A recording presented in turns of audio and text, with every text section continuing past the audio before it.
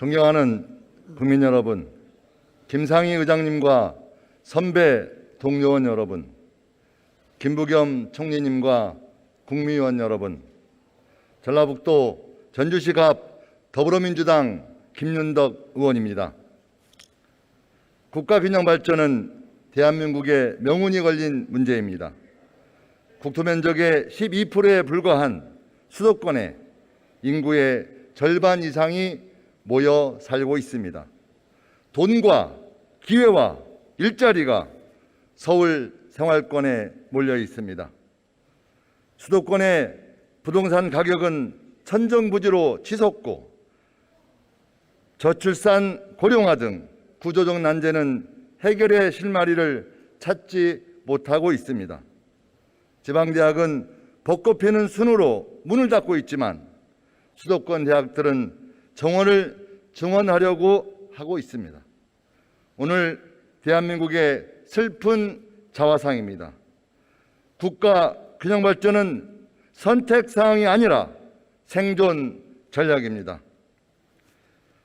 김부겸 총리께서는 앞으로 나와주시기 부탁드리겠습니다. 예, 총리님. 예. 먼저 총리로 임명되신 지 한 달 정도 됐는데요. 네. 다시 한번 정말 진심으로 축하드리면서 질문에 들어가겠습니다. 총리께서 생각하시는 국가 균형 발전의 최우선 선결 과제는 무엇이라고 생각하고 있습니까?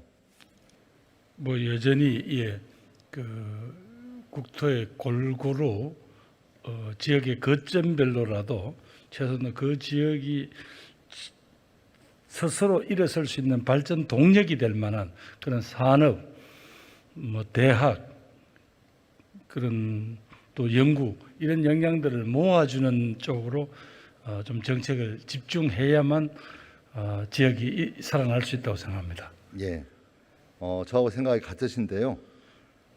지역을 떠나는 청년들이 양질의 일자리를 얻을 수 있고 또 그 지역에서 경제활동을 계속할 수 있는 그런 선순환 구조를 바탕에 이루는 게 상당히 중요하다고 생각하는데. 네, 그렇습니다. 네. 근데 중요하게는 이 청년들이 지역을 떠나서 수도권으로 이동하는 문제가 심각하게 제기되고 있습니다. 작년만 해도 약 10만여 명이 지방을 떠나서 수도권으로 오고 있고요. 그 절반 이상이 일자리 때문에 지역을 떠나고 있습니다. 이렇게 수도권으로 쏠리고 있는 현재 어떤 불균형을 해결하기 위해서 어떤 특단의 대책이 필요하다고 생각하는데요. 저는 그 대책 중에 하나가 제2차 공공기관 이전이라고 생각하는데 총리님은 어떻게 생각하십니까? 예, 그게 완전한 해결책은 되지 않더라도 그것도 하나의 계기가 된다고 생각합니다. 공공기관이 지방에 이전하면 이번에 2차 이전 대상 기관들은 1차 때처럼 그렇게 큰 대규모로 고용이 있거나 이런 데는 아닙니다만 그런 쪽에서도 또 지역 균형 선발 등의 요청이 있기 때문에 일정 부분 또 젊은이들에게 일자리를 제공해 줄 수 있다고 생각합니다. 표를 보면 알겠지만 2005년도에는 수도권으로 이동하는 인구가 12만 8천 명 정도 되었습니다. 근데 제1차 공공기관 이전 발표 이후에 계속 줄어들어서 오히려 비수도권으로 이동하는 인구가 32,950명까지 늘어났습니다. 그런데 2015년 이후에는 모든 게 다시 감소세로 전환이 되었습니다.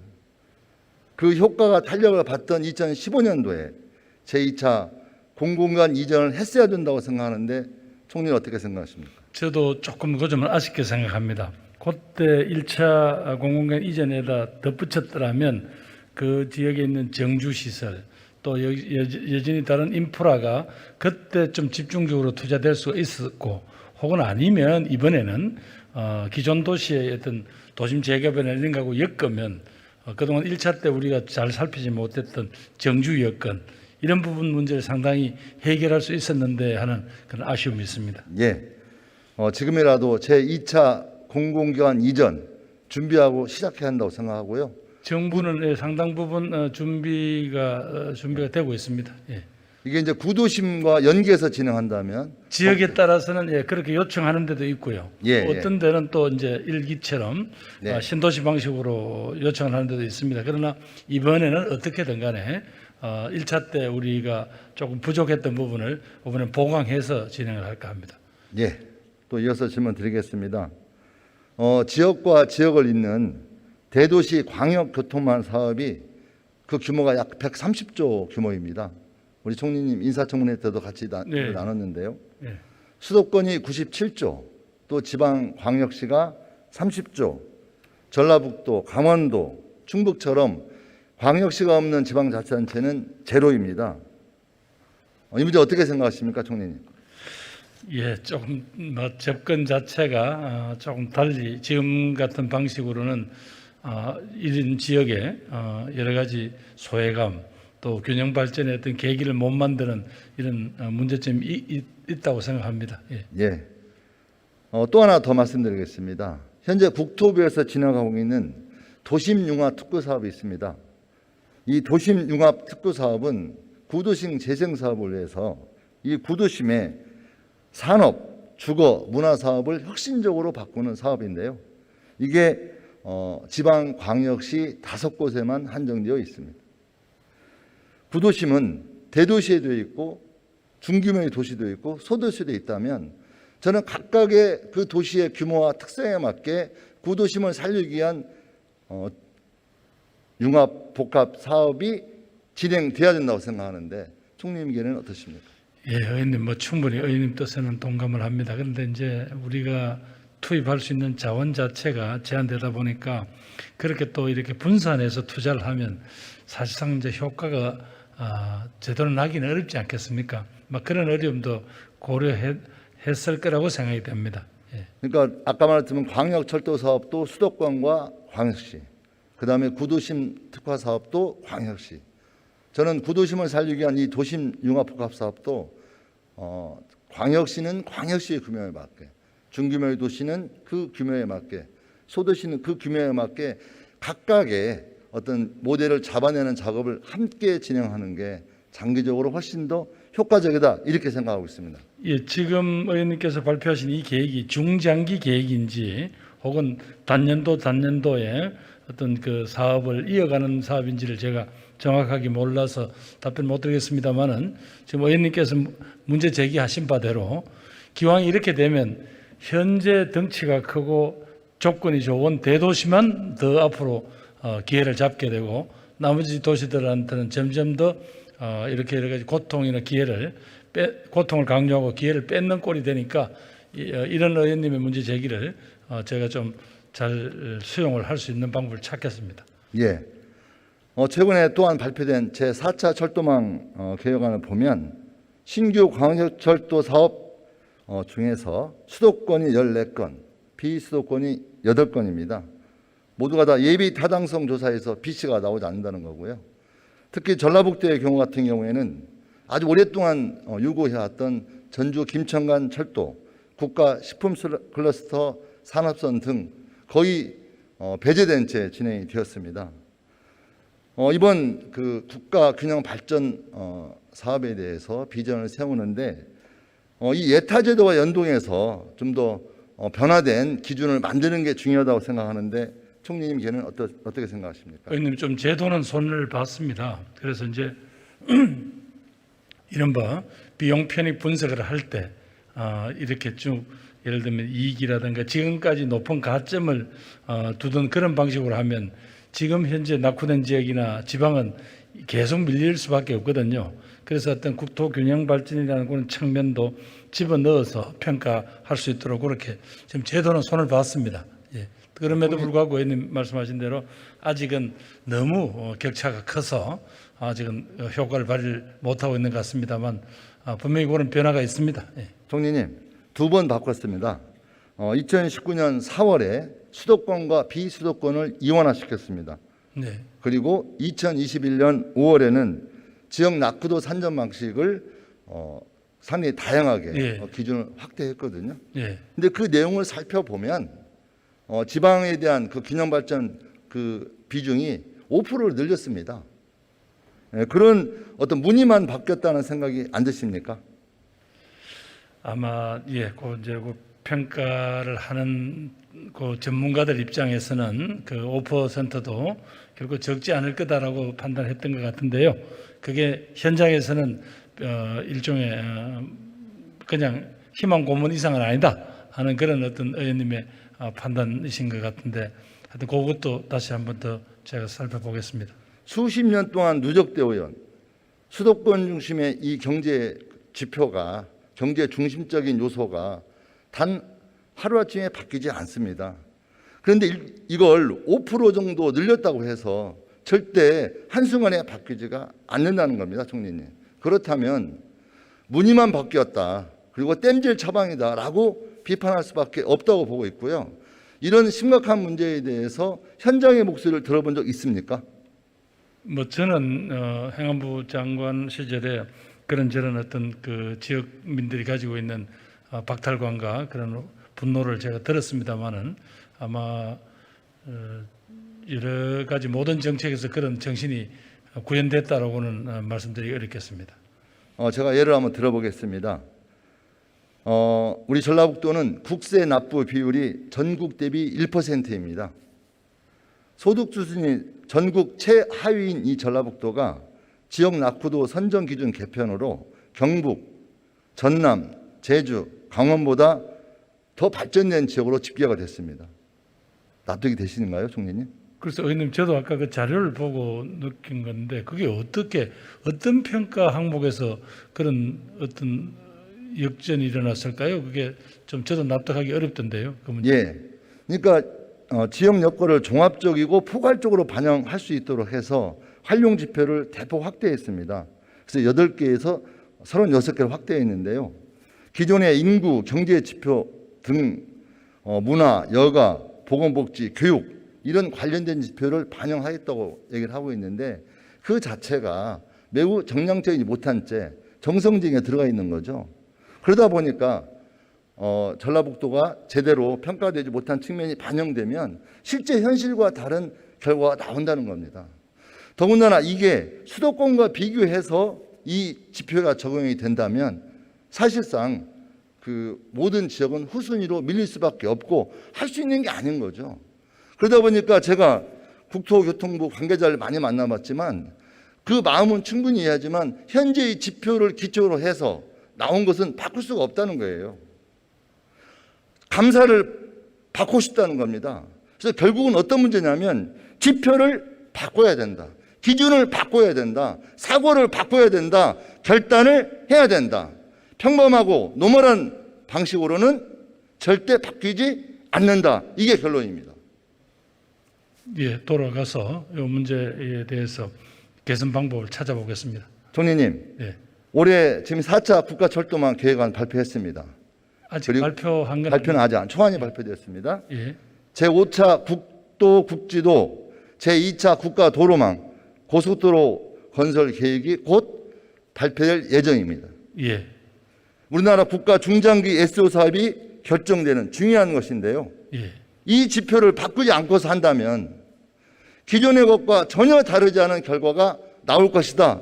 어떻게 생각하십니까? 근데 의원님 말씀하신 그 이제 철도 도로에 관한 것들이 곧 아마 임박했기 때문에 지금 지표를 바꿀 시간이 있는지는 모르겠습니다만, 혹시 이번에 반영이 되지 않는다 하더라도 아까 그 문제점을 고치도록 하겠습니다. 예. 국가 중장기 SOC 계획을 좀 늦추더라도 지방의 현실을 제대로 반영할 수 있는 지표를 가지고 사업을 결정할 수 있도록 꼭 검토해 주시기를 부탁드리겠습니다. 예, 요거는 국회에서도 계속 좀 문제를 제기해 주셔야 저희들이 정부 내에서도 이런 부분에 대해서 좀 토론의 심도가 높아질 것 같습니다. 예. 예. 문재인 정부는 세계적 기후 위기를 극복하기 위해서 2050 탄소 중립 추진 전략을 수립하고 P4G 서울 정상회의 등 기후 위기 대응에 많은 노력을 하고 있는데요. 네. 총리께서 정부가 기후 위기 대응하기 위해서 추진하고 있는 그런 정책들을 좀 설명해 주시기 부탁드리겠습니다. 아직은 의원님, 우선 지금은 그 큰 플랜을 지금 디자인한다고 이렇게 말씀드려야 되겠네요. 네. 목표는 분명히 정해졌습니다. 예. 또 중간에 우리가 거쳐야 될 경로까지는 어느 정도 보입니다. 그러나 이것은 어떻게 정부만 할 수 있는 게 아니라 산업에 있어서 교육에 있어서 그동안에 이어왔었던 우리들의 주변 생활부터 해서 모든 것들을 다 바꿔야 되기 때문에 지금 탄소중립위원회 각 분과위원회별로 이 어떤 토론의 과제들을 가지고 그림을 그려 나가고 있습니다. 이렇게 말씀하신 지금 아직까지 마스터 플랜을 만들지 못했습니다. 현재 뭐 탄소 제로와 그다음에 친환경 에너지 전환 등등 해서 여러 가지 노력을 하고 있는데요. 저는 뭐 강력히 지지하고 있고요. 근데 저는 그 에너지 전략이라는 측면에서 그 중심에 수소 에너지가 있다고 생각하는데 총리님은 어떻습니까? 지금 수소 경제로 전환은 이게 2050 탄소 중립이라는 목표를 다루기 위해서 아주 중요한 우리들의 전략적 분야가 될 것 같습니다. 수소가 미래 에너지원으로 어떤 장점이 있다고 생각하십니까? 우선 CO2를 배출하지 않지 않습니까? 예. 일단 친환경적이죠. 예, 그렇습니다. 예. 수소는 대한민국 미래 에너지 전략의 핵심이 될 거라고 저는 생각하고 있습니다. 다만 현재 우리나라는 그레이 수소 중심으로 되어 있습니다. 그레이 수소는 그래도 배출되는 것이거든요. 앞으로 다가올 탄소 배출이 없는 그린 수소 중심으로 재편될 거라고 생각하는데 총리는 어떻게 생각하십니까? 지금 의원님께서 아까 말씀하셨습니다만 2050 탄소 중립이라는 것은 어떻게 피해갈 수 있거나 우리가 어떻게 하는 척 하다가 말 수 있는 그런 게 아닙니다. 앞으로 전 세계의 산업이라든가 경제가 여기에 맞게 바뀌어갈 겁니다. 그래서 벌써 저희들 정부 부분이라든가 이 공공 부분보다도 민간 기업들이 빨리 여기에 소위 ESG라는 어떤 새로운 기업 환경에 빨리 적응을 하고 있습니다. 그런 준비도 하고 있기 때문에 오히려 저희들이 그 기업으로부터 그 대응 방법이나 이런 것들을 참조해서 국가 전체에 나아갈 방향을 탄소 중립을 실천하기 위한 그 방법을 찾아 나갈 텐데요. 의원님께서 말씀하신 대로 어떤 수소 경제야말로 거기 중요한 어떤 한 전략적 축이 될 것이다. 그렇게 판단하고 있습니다. 예. 우리나라가 장기적으로 그레이 수소에서 그린 수소로 예. 수소 산업에 대한 전략을 재편해 나가야 한다고 생각합니다. 예. 그러기 위해서는 수소산업진흥원 같은 어떤 조직 주체가 분명히 있다면 좋겠는데 어떻게 생각하십니까? 있으면 좋은데 이제 의원님 국민들이 정부가 뭘 하려고 하면 일단 조직부터 만든다라는 그런 또 비판이 있기 때문에 우선 지금 기존의 정부 기구 내에서 이걸 감당할 수 있는 데가 어딘지 이런 거에서 적절히 일들을 나누어서 하도록 하겠습니다. 예. 그린 수소를 생산하기 위해 최적의 장소는 새만금을 중심으로 하는 서부 해안 지역으로 보여지는데 동의하십니까? 그건 제가 전문성이 없기 때문에 답변드리기는 어려운데. 예. 그린 수소를 만드는데 최적의 장소는 새만금을 비롯한 서부 해안 지역으로 알려져 있습니다.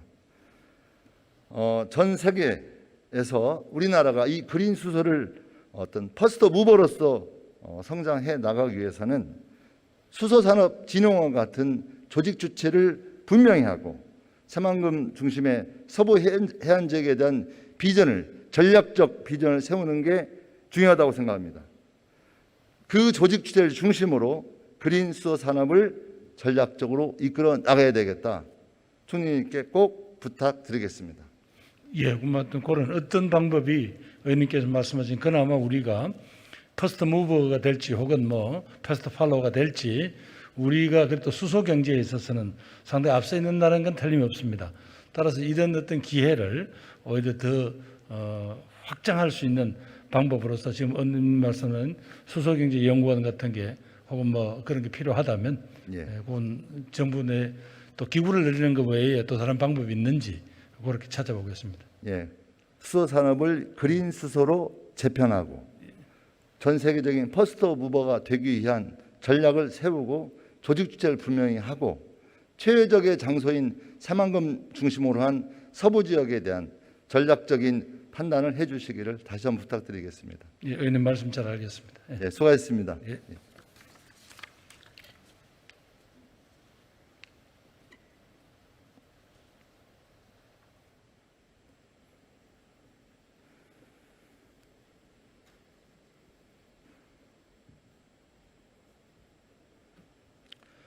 존경하는 국민 여러분, 국가 균형 발전은 대한민국의 미래를 여는 출구입니다.